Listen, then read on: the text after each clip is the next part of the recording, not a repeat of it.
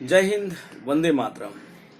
हमें यह बताया गया कि कुतुबुद्दीन ऐबक घुड़सवार एक नंबर का उच्च कोटि का घुड़सवार था और वो घुड़सवारी के दौरान घोड़े से गिर करके मर गए। लेकिन कहीं ना कहीं इतिहास में हमें यह भी पढ़ाया गया है कि 11 वर्ष की उम्र से कुतुबुद्दीन ऐबक ने बड़ी बड़ी लड़ाइयाँ जीती और घुड़सवारी में उन्हें महारत हासिल थी। हर घोड़े को वो कंट्रोल कर लेते थे। तो भैया, इस आदमी की मौत घोड़े से गिरकर कैसे हो गई, सवाल ये भी है। तो हर सिक्के के दो पहलू। चलिए आज इस इतिहास और इस झूठी मरगरन कहानी पर चर्चा कर लेते हैं। कुतुबुद्दीन ऐबक ने जब अपने कार्यकाल में राजपूताना को लूटा तो उसने मेवाड़ के राजा को मार दिया और राजा करण सिंह को बंदी बनाया। बंदी बनाने के बाद उनको लाहौर ले जाने लगा और साथ में राजा करण सिंह के घोड़े को भी उसने बंदी बनाया। उन घोड़े का नाम था शुभ्रक। शुभ्रक बहुत ही वफादार, मालिक के प्रति बहुत ही वफादार घोड़ा था। राजा करण सिंह को लाहौर में ले जाया गया, उन्हें बंदी बना दिया गया।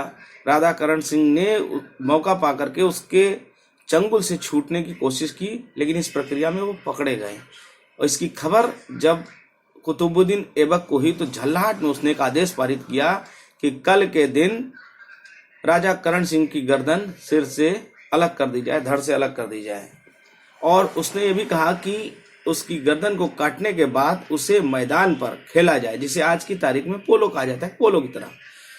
अगले दिन शुभ्रक घोड़े पर सवार होकर के कुतुबुद्दीन ऐबक इस आदेश को देने से पहले राजा करण सिंह के गर्दन को काटने से पहले इस स्थान पर पहुंच गया और उसने आदेश दिया कि इनकी गर्दन काट दी जाए। अपने मालिक को इस अवस्था में देख करके शुभ्रक भड़क उठा।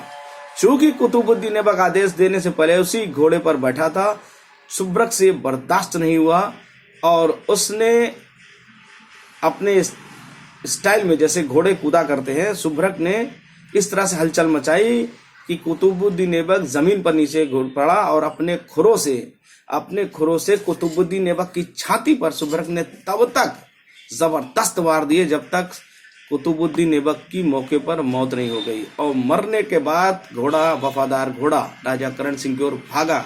करण सिंह मौका पाकर घोड़े पर सवार हो गए और तब तक लाहौर से राजस्थान तक घोड़ा तब तक दौड़ता रहा, दिनों रात दौड़ता रहा, जब तक मेवाड़ राज्य के द्वार पर नहीं पहुंच गया। दरवाजे पर पहुंचने के बाद राजा ने अपने घोड़े को देखा, उन्हें निहारा, उसे चूमा, लेकिन तब तक शुभ्रक अपने प्राण पखेरु गवा चुका था। एक वफादार घोड़ा अपने राजा के चरणों पर गिरकर वीर गति को प्राप्त हो गया। हमारे इतिहास में इस चीज को कभी नहीं पढ़ाया गया। इस चीजों को वामपंथी इतिहासकारों ने छुपाने का प्रयास किया ताकि हमारे देश के वीर योद्धाओं की वीर गति के बारे में इस देश को पता न चले।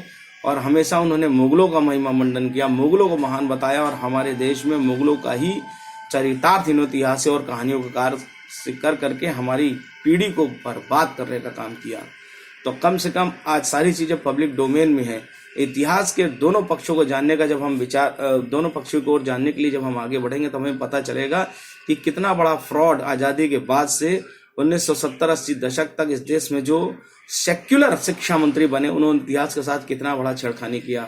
और हमेशा बाहरियों का, ऐसे लोगों का जिनका रक्त रंजित इतिहास रहा है, उनका ही महिमा मंडन करके हमारे देश में उनको हीरो बनाया जाता रहा, हमारी पीढ़ियों को पढ़ाया जाता रहा। और जैसे जैसे ये परत दर परत सच्चाइयां खुल रही हैं, तब उन विरोधियों में खलबली मची है।